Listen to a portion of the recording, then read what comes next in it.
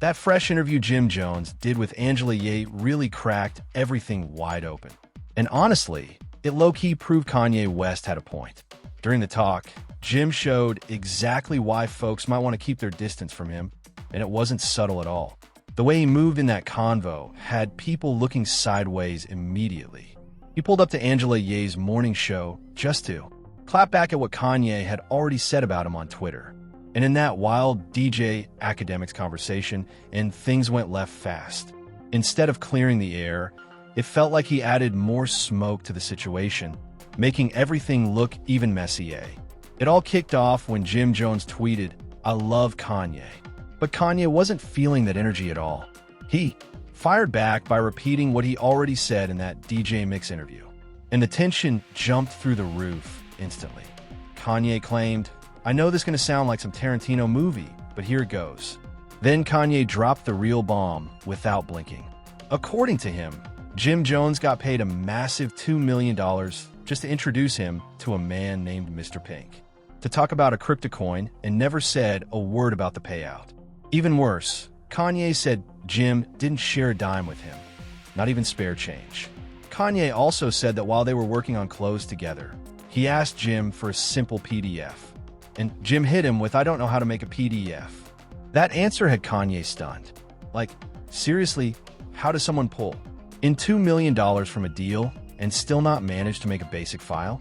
He wasn't even asking for anything wild, just a simple PDF, or at least for Jim to hire somebody to handle it. Kanye made it clear that getting it done wouldn't have cost much at all, and that's what made it even crazier. He said you could find someone online to knock out that PDF for a few bucks easy from what the things that you've been talking about. I do see that he needs attention. Like he seems to want the most attention in the world. I mean, if he's not the person that's talked about, then he's talking about everybody else, so people can talk about him. You know what I mean? Like he snorts, wants to be from what I clear's throat can see is the most famous person in the universe of all time. I feel like he's always said that on the wake up, you know what I mean? Like I have to be the famous person to be a fell. So that sweat out on Cardi. You heard like he said pull the gun on him. I'm not in the news today. I'm a today. Like I'm not. Laughter. Okay. Sometimes you're going too far though. Go. You could have kept that one though. Come on, Chili. I'm cool with the game. Where you going? Therapeutic. Yeah, but it didn't need to be fancy or high budget. Just a little effort to keep things looking professional. And that's why Kanye felt tight about it. From the outside, it started to look like a one-sided setup where only one person was really putting in work. When Jim finally got called out on it, he didn't try to explain or clear anything up. Instead, he flipped it into a joke and brushed it off like none of it mattered. He played it like Kanye was just talking crazy and making stuff up, out of thin air. Jim even implied Kanye was lying, saying he didn't have time to deal with the accusations at all.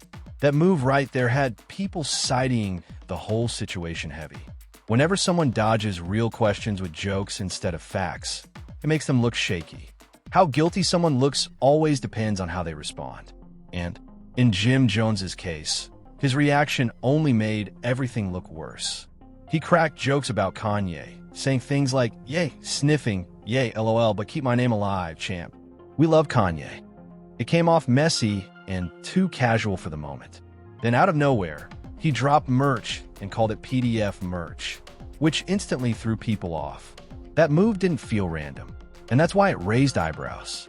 It was risky too, because if you know what PDF can mean in internet slang, that's not something you want tied to your brand. Because that's the thing, right? I don't knock nobody. Yeah, but that was sucking laughter, sucking. Yeah, yo, wow, my God. But man, heard like he knows that though. That's what he come out with KKK hoodie on everything. I'm about to go buy one and see how that worked for me. It's not. Don't do it. It's not. That's what I'm saying. So, how do you think I'm going to be up here talking crazy about this man? It don't work. Let him do him. I appreciate the good times we had. You heard? Like we had a time. We had a time. Laughter. It was a time disrespectful. You're creative. You're genius. You know how to make some money. I can't with this dropping that merch during a public controversy was not smart. After that, Jim went quiet about the situation for a while. No explanation, just silence that made people speculate.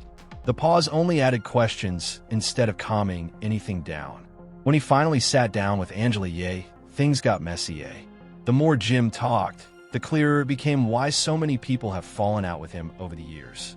He said he had to step back from Kanye because, in his words, Kanye started wilding out. That statement grabbed attention because instead of cooling things off, it made the drama bigger. At first, Jim tried to sound reasonable, but the longer he talked, the more everything sounded off. If you really listen close, you can hear how he slowly exposed himself without even noticing it. He started calling Kanye crazy and dragging up old stuff from Kanye's past, clearly trying to shift the spotlight off his own actions. That's that classic deflection move people pull when they're cornered. Instead of addressing what he did, he went straight into throwing dirt on the other person's name. It's like being at a party, getting accused of something foul, and your defense is listing every rumor you ever heard about someone else instead of explaining yourself. Even if some of it has a little truth, it still doesn't excuse your part. Texting I have on the text. That's why I'm laughing like, yo bro, you talking about this $2 million. If I was one of these of the media, I would put the whole text on wood quietly and show you everything that you lied about. Like bro, don't, let's not do this. We only talk through text, bro. And you didn't even know what a VIG was. This certain I'm like, bro, how you make $1 billion, you don't know what a VIG is. Like how you talking to me, then you don't even know what a VIG is like. But we had our own back and forth. Said, you want to shoot the film with me? I said, cool, I said, I'm flying out to LA tomorrow. We can shoot the 31. That's terms where I'm from, we. Fight for 31 seconds, I'll kick your ass. For 31 seconds, I'll hug you. And I fly. He said, I got on text. He said, no, I was just venting. We don't have to do that. Laughter. So he text you and say, I will fight you. I know it's not the best. I will fight you. I was yell, I've got no props for beating up Kanye. We would have beat him up at 31 seconds. I would have flew to LA. We got him, boxed him up. 31 seconds. Laughter. Put the clock on. And that's exactly how you would 31 laughter seconds. 31 seconds. You heard you want to shoot the fair one. I said, cool. I showed him how it needed to be done. I showed him what you need to do. I was pulling this up. This how it needed to look, this everything. B laid it out for him. Blew his mind. He like, nah, you alien. I need more. I need you. I like yo, no, I need you to stay here. And it's the day before my album, so. This is the cool part. The day before my album comes out, I'm there. I'm like, yo, I got to bustle move. He like, we making billions off of clothes. I'm like, bro, I have my album coming out tomorrow. I respect what you're saying, but I'm going back home because I got people that love me. I got fans that respect what I'm doing, like my life. Don't stop for you, Jack. Like, what's wrong with you all, right? He like, oh man. I'm like, yo, bro. And in my mind, I'm like, okay, I see what type of problem. That tactic twists the story and makes the other person look like the problem. It's a slick way to dodge accountability and redirect the conversation so nobody zooms in too hard on your role. That's exactly how Jim came off in this moment. Then he claimed the real reason he and Kanye fell out was because he told him, man, I can't rock with all the stuff you're doing, man. That line made it sound like Jim was taking the moral high ground, but after everything else he said, it just left people questioning what really went down between them. Kanye's been moving unpredictable since way back in 2021 and 2022, and that's not news to anybody. That behavior didn't just pop up yesterday. But now it's 2025, and Jim is suddenly saying he had to distance himself because of Kanye's recent antics. And come on, that doesn't add up at all. Those same antics been happening for years. Yet Jim had no problem linking up with him in 2024 when it was convenient. Let's be real for a second. Kanye's reputation was already messy long before they ever worked together. And everybody knew that. Jim didn't seem bothered back then, especially while he was benefiting from the situation. The moment things stopped being smooth and Kanye started expecting Jim to step up or contribute more, that's when the energy shifted. That's when Jim started backing off. Suddenly, it was all about needing distance and protecting peace. That timing says everything. The more Jim talks, the more he gave himself away without realizing it. He basically exposed the real reason for stepping back. And it wasn't about morals or behavior at all. It was about convenience. Now, to be fair, nobody is saying Jim had to stick by Kanye or delay his own music. Yeah, we're not doing this. You heard? Just lost one. You heard? Because I'm the type of person that I would do everything I need to do for anybody. That's just how I am. But when you show me you're not willing to do anything for me, I can't deal. I can't with you, Jack. You heard? And you knew my album was coming out. Nor did you say, oh, congratulations. Nor did you say, oh, let me post this up. Nor did you say anything that had to be you do what you with my album. It was all about you. Yeah, good, because I'm all about me. You heard? I sent him a picture. It was me and him in a picture. I sent him a picture right before I left. I said, I'm trying to figure out who's a superhero, who's a villain. I'ma catch you later. You heard? Just like that. I need the PDF. Well, now I see why. Yeah, I've created my own technology with Amazon. You think I don't know how to do a PDF? You heard? Like, do you see I know how to engineer my own sessions? Do you see me build computers by myself? Right? That was Quarantine Studios. Yeah, of course I know how to do a PDF, but you're not going to steal the sauce. That's another thing. A lot of these kids, they have it, but they don't have the sauce. You might got the packaging, but you don't got the sauce to sell. That's his choice. And he had every right to move how he wanted. But pretending it was all about Kanye's attitude, that part just doesn't line up. Sure, Jim could walk away if he wanted. Nobody's denying that. But let's keep it honest. The numbers tell the real story. His album only pulled in around $3,500 in the first couple of weeks, while his work with Kanye had been bringing in millions from a straight business angle. That whole move still looked rough. Yeah, Jim wasn't Kanye's assistant or anything like that. He had the freedom to make his own calls, no question. But walking away from a partnership, pulling in that kind of money, that's wild, no matter how you slice it. Jim then tried to flip it by saying Kanye was being selfish for wanting him to stay and finish their fashion collabs instead of running off to drop his album. But here's where it really got messy, because right after that, Jim exposed himself without even catching it. Remember when he told Kanye he didn't know how to make PDF? Well, turns out he admitted he actually did know how. He straight up said he chose not to send it because he wanted to keep the designs and ideas for himself. That confession shocked a lot of people. How do you take $2 million from someone for a favor, then turn around and hold back the same work they paid you to help with? That part didn't sit right with listeners at all.